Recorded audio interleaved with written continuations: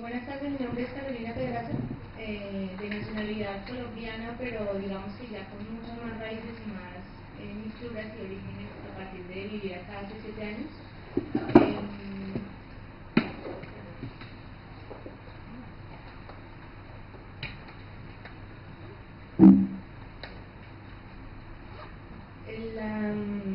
Un poco como que si se han dado cuenta, digamos, hay muchos colombianos acá, parte un poco de un proceso migratorio bastante fuerte, porque Colombia en este momento está siendo un país expulsor, digamos, no desde ahora, digamos, sino desde hace varios años.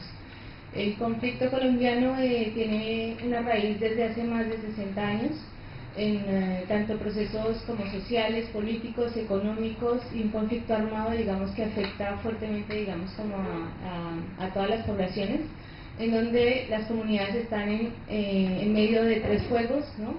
Por un lado la guerrilla, por otro lado el paramilitarismo, que ha sido financiado por empresas privadas y por incluso algunos congresistas o excongresistas del Estado colombiano, y bueno, del Estado como tal, ¿no? Como por parte del ejército colombiano, en el caso, digamos, de uno de los más nombrados, que son los falsos positivos, que son, digamos, chicos que han sido aniquilados por el ejército colombiano debido a que, digamos, como aquí llaman un poco como que eran cabecita negra, ¿no? Como chicos que simplemente no estaban o vinculados en algún trabajo o estaban buscando trabajo, y el ejército, digamos, por tener unas especies de ascensos, digamos, en su carrera profesional, ellos empezaron a tomar chicos de este estilo que los mandaban a otro lugar, los mataban y los vestían, digamos, con trajes de guerrilleros y eran como reportados como un positivo,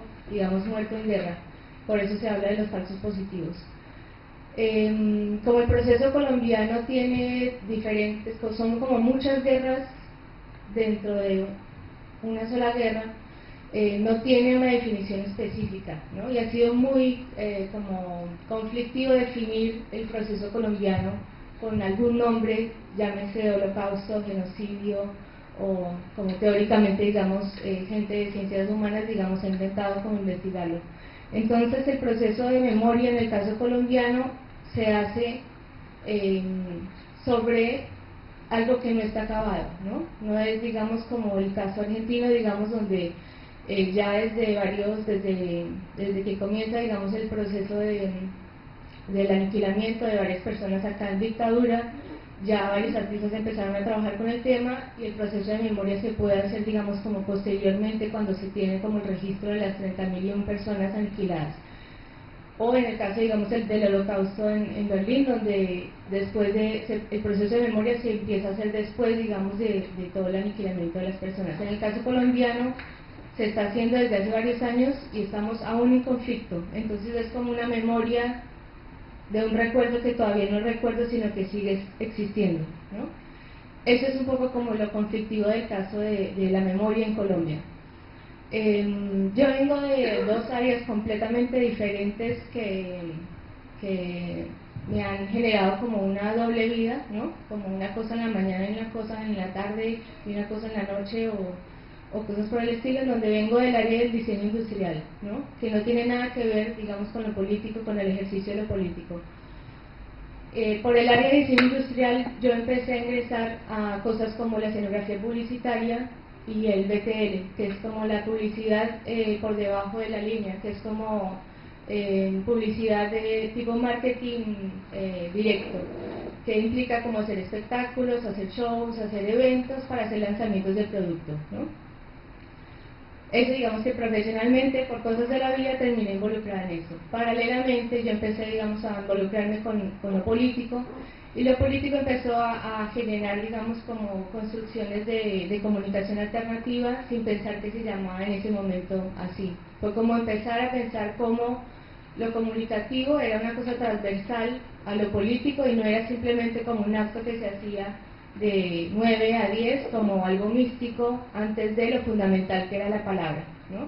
Entonces digamos que comienzo dentro de mis grupos como activistas, digamos, en Bogotá, junto con otros amigos que venían también de áreas de arte, como empezar a meter, digamos, lo comunicativo como algo que también se daba en la práctica cuando uno desgrana una mazorca haciendo un caldo o un sancocho, o cuando también hacíamos, digamos, un graffiti en la calle, o cuando también se proponía, digamos, como alguna salida, algún campamento, como que lo comunicativo era transversal. Entonces, vengo como de esas dos prácticas que digamos que me llevan un poco como a este comienzo de investigación. Lo que voy a mostrarles ahora no es una investigación ni terminada, ni que ya está como finiquitado, sino que realmente lo expongo públicamente para que ustedes también me ayuden un poco como con este pensar la memoria, digamos, en Colombia. Bueno, un poco la introducción que pongo acá, de que Colombia es un país que sufre de pánico escénico, por eso mi voz tiembla a veces. Colombia es un país que desde hace más de 60 años, digamos, sufre este conflicto social, político, económico y armado, que dificulta, digamos, el uso de estas como categorías convencionales, como les decía, y por ser un conflicto que se ha extendido en el tiempo, digamos, ha llevado a la población a hacer procesos de memoria en medio de un conflicto donde la confrontación, digamos, es vigente. La idea, digamos, de los procesos de memoria es como superar ese miedo y permitir, digamos, que se hagan como alternativas, digamos, al conflicto en sí, ¿no? Como que permitan seguir viviendo, como generar resistencias y generar autonomías estando dentro del mismo conflicto. Esto, digamos, este texto como tal se basa en una investigación que están haciendo unos compañeros acá en Argentina, que es la revista Gestal, que es un colectivo tanto de sociólogos como politólogos como antropólogos que están buscando desde la investigación social, digamos, hacer como una investigación sobre la memoria, entre otras cosas. Como mi área es más un mix de artístico, digamos, yo lo enfoqué por el arte electrónico, que es lo que estoy cursando actualmente. Bueno, paso a esto. Esta es una imagen que un poco como que simplifica intuitivamente lo que yo siento que se tiene que empezar a hacer en términos de comunicación alternativa. Esa franja blanca del medio para mí es como una separación entre los que están abajo y a la izquierda, ¿no?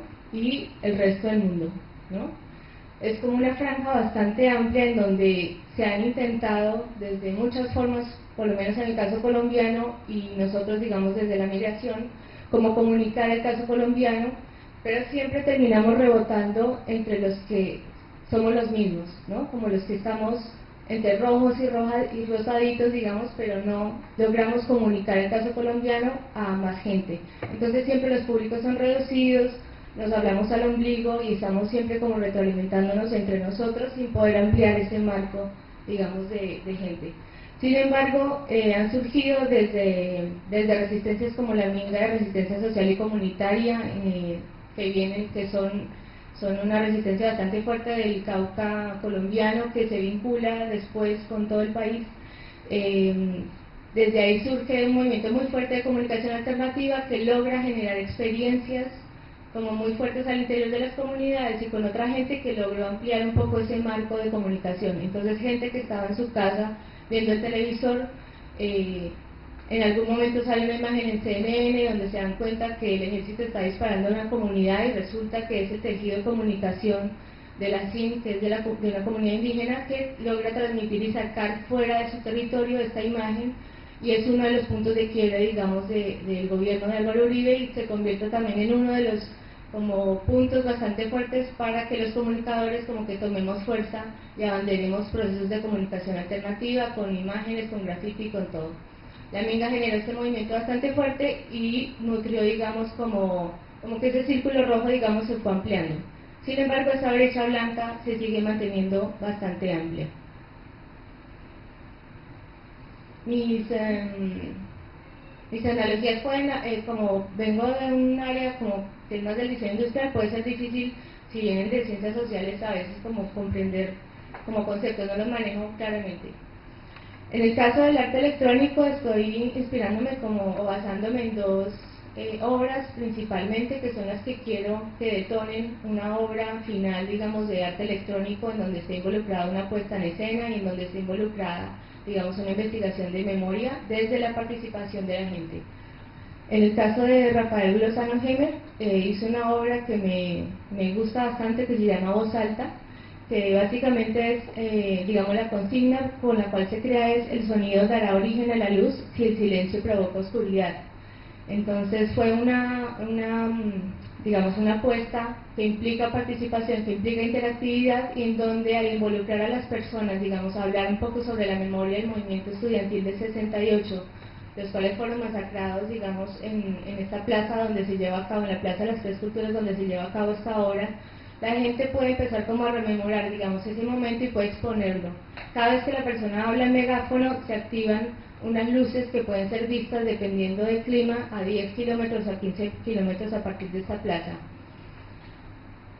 Con respecto a este proyecto, digamos, yo quisiera investigar un poco cómo fue el proceso, digamos, de concepción del mismo proyecto artístico, por un lado, y por otro lado me gustaría como que lograr tener un índice de las personas que participaron en el proyecto, o sea, qué tanta recordación le generó este acto, qué tanto impacto tuvo socialmente y qué tanto impacto tuvo, por ejemplo, en medios, llevar a cabo este tipo de eventos. Yo siento que este tipo de trabajos, por ejemplo, como el de Lozano Hemer, lograron llevar no solamente gente, digamos, que está abajo y a la izquierda, sino que también logró involucrar a otra parte de la comunidad mexicana. Esto es una hipótesis, digamos, a partir de publicaciones que he encontrado en periódicos, en donde realmente la obra de Lozano Hemer tiene un impacto no solamente nacional, sino a nivel internacional. Entonces hay gente que se ha podido enterar, digamos, del caso de la masacre estudiantil del 68 a partir de esta obra de arte electrónico. Y es un poco como lo que estoy intentando como encontrar, ese tipo de cuáles son las herramientas que utilizan conceptuales, cómo se llevan a cabo obras de arte electrónico que generen este tipo de impacto, o cómo el arte electrónico puede llegar realmente a sumar más gente y a generar desde, ya sea desde lo participativo o desde lo espectacular o desde lo interactivo, digamos, en general, como interpelar al otro, ¿no? Y generar estos procesos de memoria.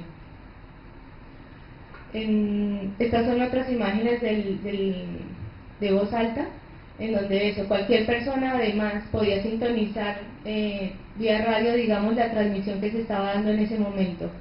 Lo interesante también es que es como una especie de monumento, digamos, vivo, porque si la persona estaba en el megáfono y hablaba, digamos, la obra se activaba. Si la persona no estaba, igualmente Lozano tenía registros, digamos, sonoros, que iban activando la obra también, iban generando estas luces. Entonces, digamos que tenía un marco de incidencia bastante amplio. Si estabas en la Ciudad de México, en algún lado en la noche, ibas a ver estas luces que respondían a esta obra, ¿no?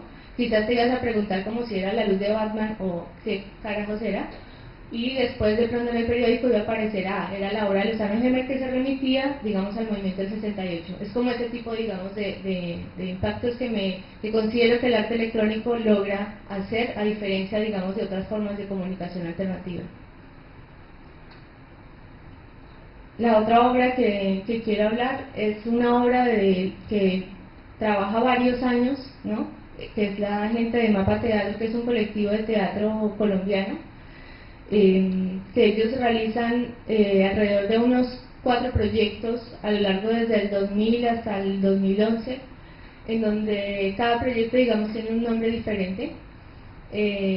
Resulta que en Bogotá había unas alrededor de 3 o 4 calles en el barrio Santa Inés, unas calles que se llamaban El Cartucho, que es, hagan de cuenta, Constitución, pero más heavy, como, no sé, a la enésima potencia. La gente no podía, si no eras, digamos, como del que conocieras a alguien, no podías ingresar a esta zona. Sin embargo, en esta zona se realizaba el comercio más fuerte del narcotráfico, digamos, como al menudeo, tráfico de armas, tráfico de cuerpos, de órganos, de lo que quisieras, digamos, podías encontrar en El Cartucho. Por una ley, digamos, como de la alcaldía de Peñalosa, él solicita demoler básicamente en la calle del Cartucho, como toda esta zona. Entonces la gente de Mapa Teatro ya venía trabajando, se estaba preguntando sobre el tema de la relación entre el arte, la memoria y la ciudad, y empezó a trabajar tanto en Usaquén, que es una zona del norte de Bogotá, donde hay unos cerros en donde las calles, digamos, son bastante altas y hay barrios, digamos, de invasión, y empieza a trabajar paralelamente en Saint-Inés y se encuentra con que, digamos, era demoledora la imagen en el barrio. Entonces, lo que hacen es convocar a los mismos habitantes del barrio Saint-Inés para generar el mito de Prometeo. 5 minutos Bueno. Entonces, las personas, digamos, los habitantes de este barrio empiezan a ser actores y a participar de obras de teatro, y paralelamente en otros procesos paralelos que, digamos, si quieren andar más en la gente de Mapa Teatro, es simplemente googlear mapateatro.org y ahí aparecen específicamente todos los proyectos que ellos fueron llevando a cabo durante varios años. Este primer proyecto, que fue el de Cundúa, fue como el proceso de investigación con la población del barrio.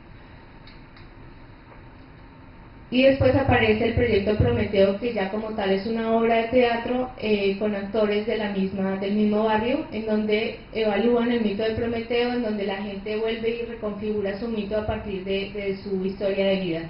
Entonces se realizan no solamente obra de teatro, sino proyección de la obra en sí.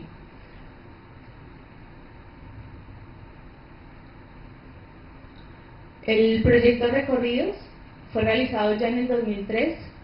Este tuvo un impacto mucho más amplio, digamos. Si el primero estaba a la izquierda y abajo, ¿no? Abajo y a la izquierda, este proyecto tuvo un impacto mucho mayor que el anterior, porque el proyecto Recorridos ya tuvo una incidencia, digamos, en la clase media y en la clase alta colombiana, o bogotana, por lo menos en términos de que logró hacer la exposición tanto en el Museo de Arte como en la calle. Entonces la gente tenía que recorrer entre la calle y el museo para ver qué estaba pasando en uno o en otra instalación.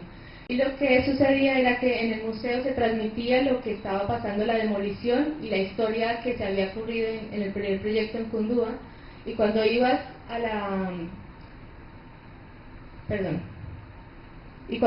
calle como tal, también te encontrabas, cuando estabas en el museo encontrabas estas imágenes que eran como lo que ya había pasado, lo que ya se había demolido, lo que había quedado. La gente podía también escuchar registros sonoros en la pared, podía encontrar huellas en la calle. Todo esto pasaba en una casa donde actualmente Mapa Teatro tiene su sede, y es una casa, digamos, antigua, parecida a las que había, digamos, en el Cartucho. Entonces ellos, digamos, uno podría perfectamente mirar en estas pantallitas como lo que estaba pasando en uno o en otro lado. Y paralelamente en la calle estaban como un recorrido de pantallas también que permitía ver como la historia de lo que había pasado en esa zona demolida. En ese momento el Parque Tercer Milenio todavía no estaba construido, estaba completamente plano, y había, digamos, como un cercamiento que no permitía ver qué estaba pasando detrás de esas vallas. Y ahí es donde se construye las otras pantallas, digamos, donde la gente lo puede observar.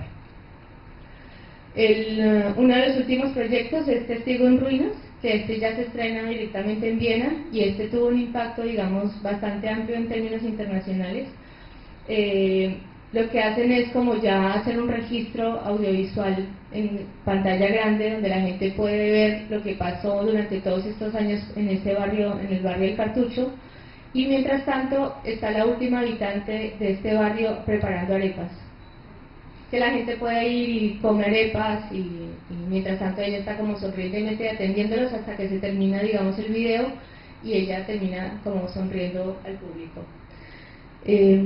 Digamos que estos son los dos puntos de partida que yo tengo como para decir, bueno, el arte electrónico sí tiene formas de incidir en los procesos de memoria, tanto desde los procesos de abajo a la izquierda como, digamos, mucho más amplios. O sea, yo siento que esa franja blanca, el arte electrónico tiene mucha incidencia para volverla, digamos, más pequeña.